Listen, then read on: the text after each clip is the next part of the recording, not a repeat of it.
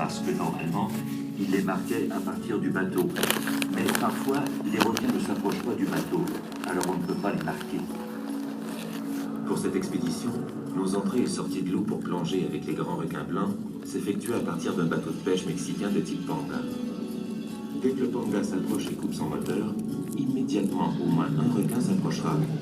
Alors chaque fois on se demande est-ce qu'on attend un requin ou si on choisit de sauter tout de suite à l'eau et d'établir un contact oculaire tout de suite.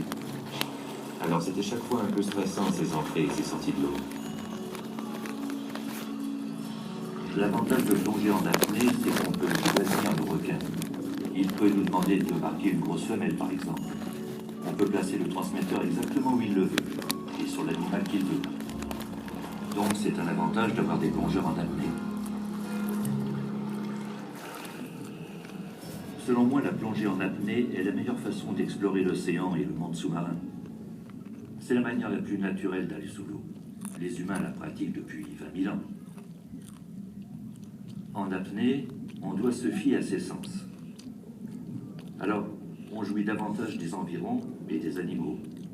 Grâce à l'apnée, je crois avoir un meilleur contact avec les animaux. La meilleure façon d'observer un animal sous l'eau n'est pas de le poursuivre, mais que lui vienne à vous. C'est la meilleure façon. Je suis excité à l'idée de ce qui va se passer, mais en même temps, on sait très bien que si l'un de nous, Fred ou moi, commençait à perdre la carte, on perdrait la capacité de se concentrer, on lancerait vite un signal et on sortirait de l'eau. Parce qu'il faut être vigilant à chaque instant quand on a affaire à un grand requin blanc. Chaque fois que je plonge avec eux, sans exception, j'en apprends davantage à leur sujet. Et l'une des choses qui devient parfaitement évidente, c'est que ces animaux sont très, très intelligents. Dans l'eau, on travaille toujours à trois, de manière à former un triangle où chacun peut veiller sur les autres, pour qu'on sache toujours s'il y a un requin derrière nous. C'est ça le plus important. Parce que le grand blanc, il vient toujours de derrière, ou de là où on ne regarde pas. Il mesure précisément notre champ de vision. On ne garde jamais la tête plus de 5 secondes dans la même position. Il faut leur montrer qu'on est vigilant. Ils le voient. Ils analysent nos corps. Ils savent où regardent nos yeux. Ils nous testent. Ils connaissent notre champ de vision. Rien ne leur échappe. Il faut leur montrer qu'on est constamment conscient d'eux. C'est une sorte de jeu.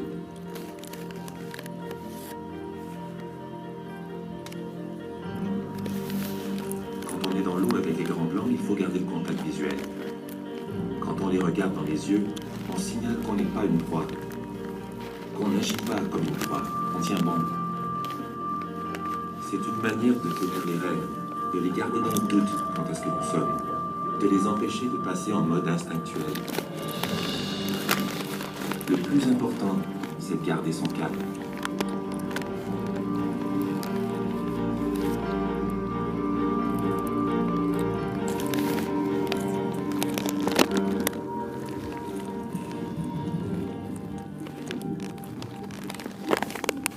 Le moment du marquage lui-même, quand on plonge vers le requin, est un processus mental exigeant. En vérité, il faut être dans un état d'esprit où on ne pense à rien d'autre. C'est une zone où il faut être très calme, paisible, vite de penser, parce qu'ils peuvent détecter le moindre petit changement dans notre langage corporel.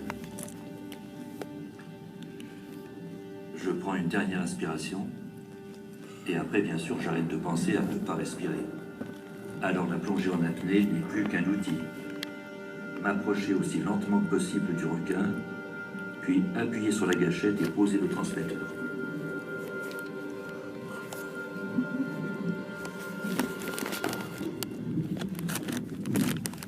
Règle générale, le requin frétille un petit coup, puis continue à nager en ligne droite. Ce qui est bien avec les grands blancs, c'est que parce qu'ils sont vraiment massifs, ils sont un peu agacés, ils s'éloignent. Mais normalement, ils reviennent entre 2 points.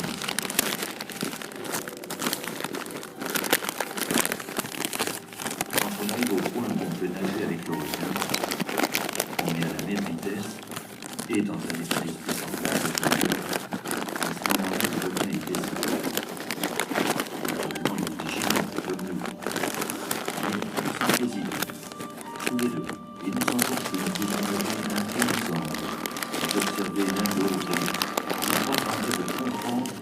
attaquer cette autre créature. C'est une zone où nul n'agresse l'autre. On essaie seulement de se comprendre l'un l'autre.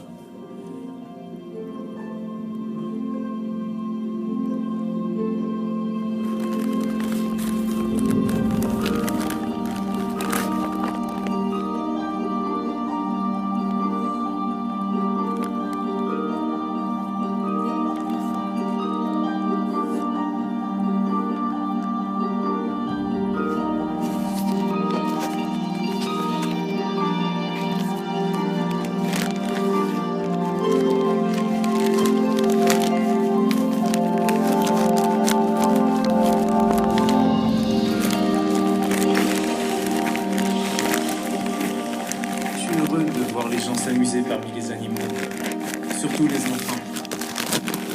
Que ce sont eux les défenseurs de l'environnement dans l'avenir.